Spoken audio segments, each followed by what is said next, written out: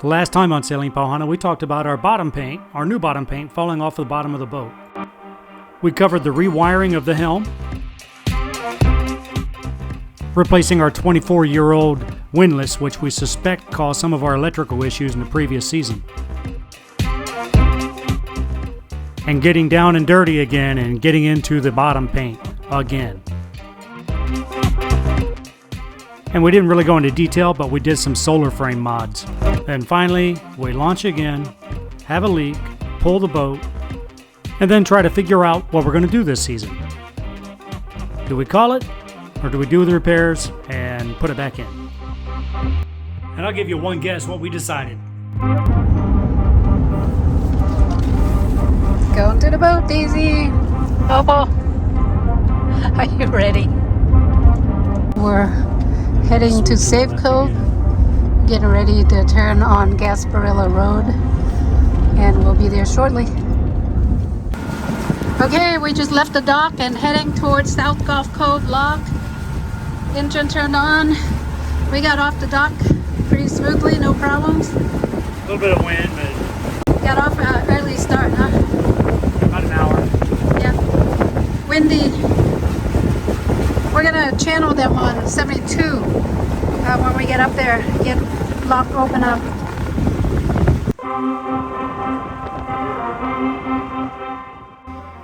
You can't leave the dock without a well-stocked fridge. Wow, this is a familiar sight. Cap at the wheel, Bobo, look out, Daisy, chill. We're making our way down this little canal, and halfway through we touch bottom. Tap. This is what it looks like down here. Crab traps everywhere, and it's like the Erie Canal. It's been average six feet all the way through here. We're in deeper water now. We're at the lock right now in low tide.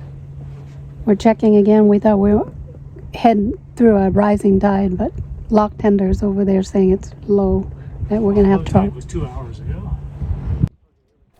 So I took the kayak off the boat and went over and talked to a fellow boater, and he had a handheld depth finder that he let me use on the kayak to take over to the outside of the lock to see what the depths were, because that's where it's shallow on the other side.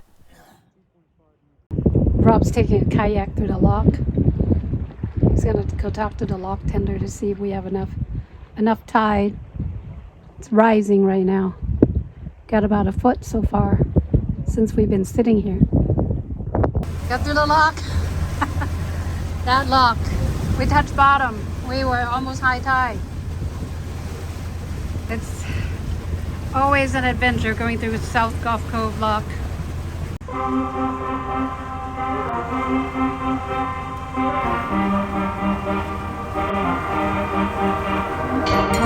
We made it to our anchorage. Didn't make it to Cabbage Key, but lo and behold, our old stomping grounds. Charlotte Harbor, Punta Gorda. Well, the plan was to make it all the way to Cabbage Key on day one. But since we had to wait for the tide at the lock, we were slowed down by a couple of hours. We left an hour early and we were still 2 hours behind. And we don't have that much daylight, so we have to get to Cabbage Key. We don't like to anchor at night, so that's why. But we made it to the anchorage at Punta Gorda, or Punta Gorda, as the locals call it. There's the Gilchrist Bridge, 41 Convention Center, Punta Gorda waterfront.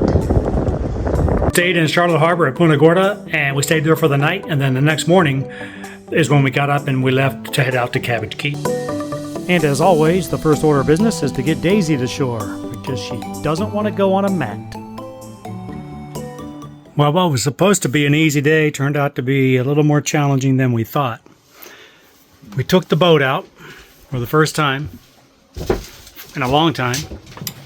I'll take a look at this sunset while I'm here. Wow, very nice. Anyway, we had to wait for tide. Where we are with the boat, you have to wait for the tide and the wind, because the wind blows the water out of the harbor. So even if you have a foot and a half of tide, we still bumped bottom and almost got stuck.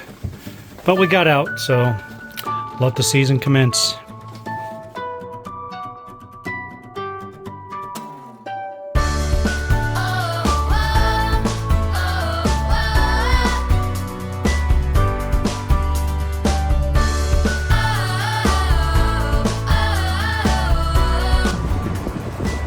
Made it to Cabbage Key. A lot of boat traffic today. Bob's getting us anchored. How's the holding?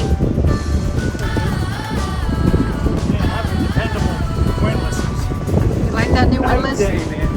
That makes life so much easier. Good. Let me have this again. We're just stopping here for a beer. Cabbage Key.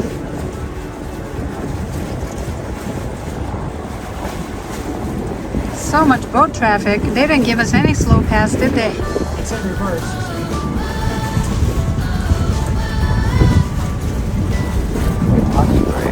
It's in gear, Bobo.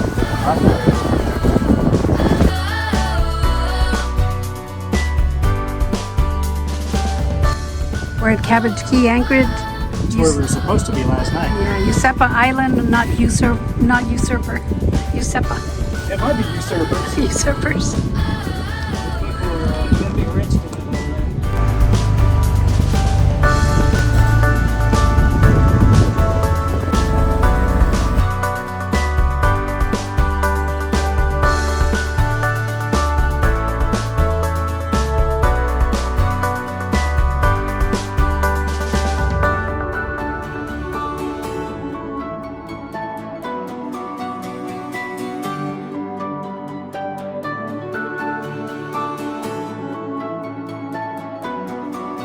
It's usually not this busy at Cabbage Key.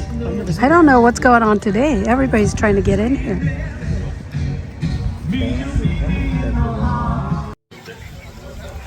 All right, made it to Cabbage Key finally. I don't know how many tries this is third or fourth try. But look how busy. Holy cow. Barely enough room for a dinghy. So if you want to see what Florida was like, old Florida, this is where you go. Minus all the $1 million boats. Well, maybe not $1 million, but a lot of money.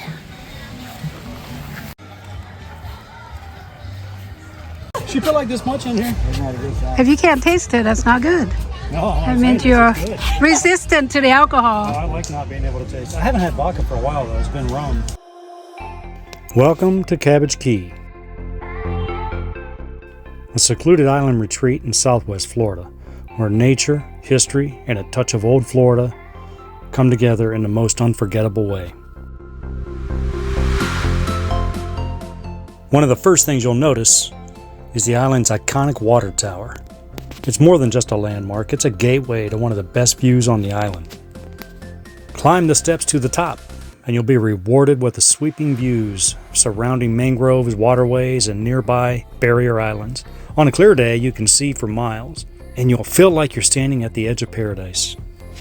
Okay, Popo's on top of the world. You're drinking a neutral? Oh my goodness. Back down on the ground, Cabbage Key's nature trails offer a quiet escape into the heart of the island. These pass through dense tropical foliage, perfect for a morning stroll or an afternoon of peaceful exploration. Keep your eyes open. The foliage here is alive with color and movement. You might spot an osprey overhead. You might hear the rustle of a gopher tortoise, or catch the flash of a heron gliding low over the water.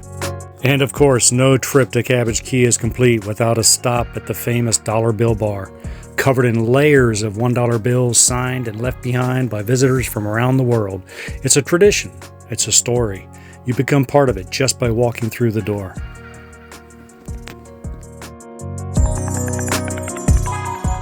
So whether you're here for the views, the nature, the history, or just a cheeseburger in paradise, welcome to Cabbage Key, a little island with a lot of soul.